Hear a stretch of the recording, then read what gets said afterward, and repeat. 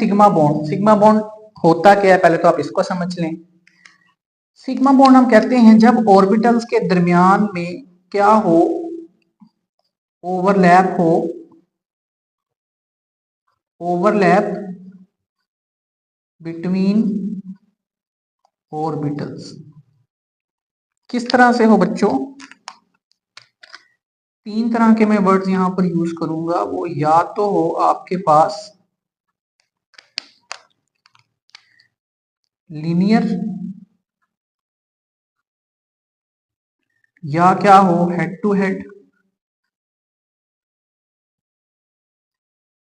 या क्या हो एक्सियल हो। ये तीनों टर्म्स जो मैंने लिख दी हैं मतलब एक ही है कि जब भी दो ऑर्बिटल्स जो हैं वो एक दूसरे के साथ ओवरलैप करें। लीनियर ओवरलैप का मतलब क्या है, एक ऑर्बिटल ये है, एक ऑर्बिटल ये है, ये इन दोनों के दरमियान में लीनियर ओवरलैप हो रहा है, या ये इसका हेड है, ये इसका हेड है, इन दोनों के दरमियान में हेड टू हेड ओवरलैप हो रहा है।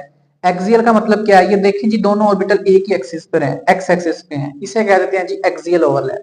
तो दो ऑर्बिटल्स के दरमियान में linear head to head axial overlap होगा तो उसके नतीजे में सिग्मा बॉन्ड बनेगा। आगे मैं डायग्राम में भी आपको समझा दूंगा।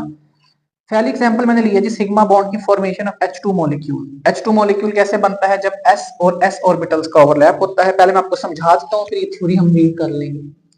अच्छा बच्चों ये देखो, ये आपके पास हाइड्रोजन है, एक इलेक्ट्रॉन है, कन्फिग्रेशन लिखूंगा तो क्या बनेगी 1s1, यानी कि हाइड्रोजन के पास एक ही इलेक्ट्रॉन है और एक ही ऑर्बिटल है।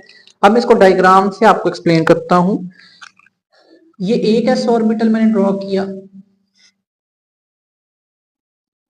ये मैंने ड्रॉ किया दूसरा s ऑर्बिटल, ये भी s ऑर्बिटल, ये भी s ऑर्बिटल, ये एक हाइड्रोजन एटम का, ये दूसरे हाइड्रोजन एटम का।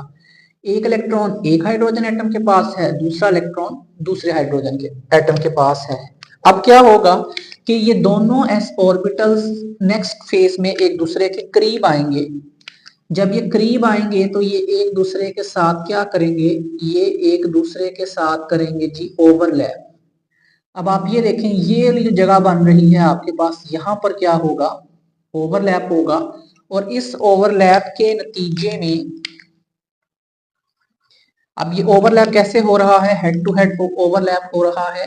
इसके नतीजे में इनके दरमियान में क्या बन जाएगा जी, सिग्मा बॉन्ड बन जाएगा। यानी कि एक हाइड्रोजन एटम का न्यूक्लियस में इस कॉर्नर पे शो करता हूँ, दूसरे का इस जगह पे शो करता हूँ। ये इनके दरमियान में मौजूद वो लाइन है जिस लाइन के ऊपर इलेक्ट्रॉन्स जो हैं वो मौजूद